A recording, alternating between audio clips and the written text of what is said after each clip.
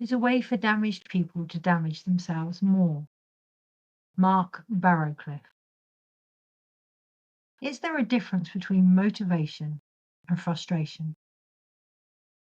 I've been woken by a familiar friend and foe, my mind, waiting at the bottom of my bed, rolling up its sleeves for me to open my eyes with a list of doubts, not only of others, but myself, in the form of OCD, in patterns that have kept me safe from a limitless potential, an order, law, cosmic alignment, a cause and effect.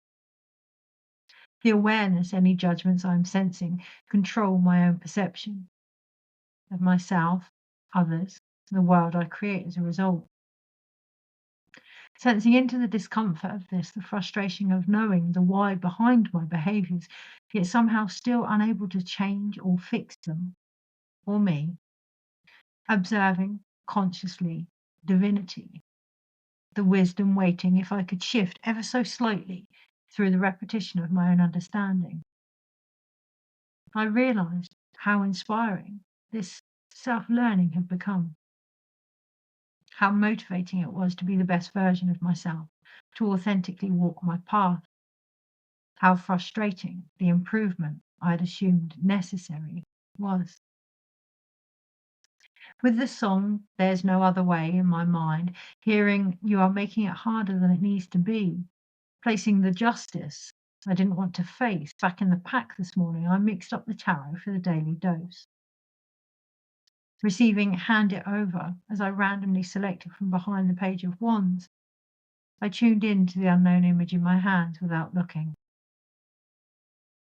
The words, you can make it whatever you need it to be, ringing in my head, I visualized a line, a sword forming symbols in the air from my thoughts. Finding myself in front of a temple in a market square as a gypsy dancing in the streets, spinning, weaving like a whirling dervish, the prayers and stories moving through my feet to the very belly of Pachamama beneath me, as my own pen fell into my lap. I received, create what you write what you create, it doesn't matter. There's magic in the air for those who can feel it. The card was, once again, justice, beneath which sat the Page of Swords. Today, allow any frustration and repetition to open you further to your potential and ability. Look at any obsessions for the opportunity to remember the divine within you. Rather than replace this longing, sense into the inspiration and motivation that it brings.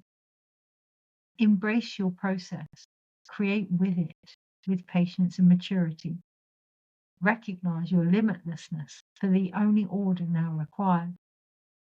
Learn, but don't be directed by your past experiences. Allow the clarity of your own developing purpose and intention to reframe your reality by removing any negative charge from a situation and how you choose to witness yourself. May we be called by the inspiration of service to all, ourselves included, and in this loving reparation, bring back the harmony of human honesty. In deepest moon eye, I ask you now, what if there was another way? You know where I am. Take care. Kirsty.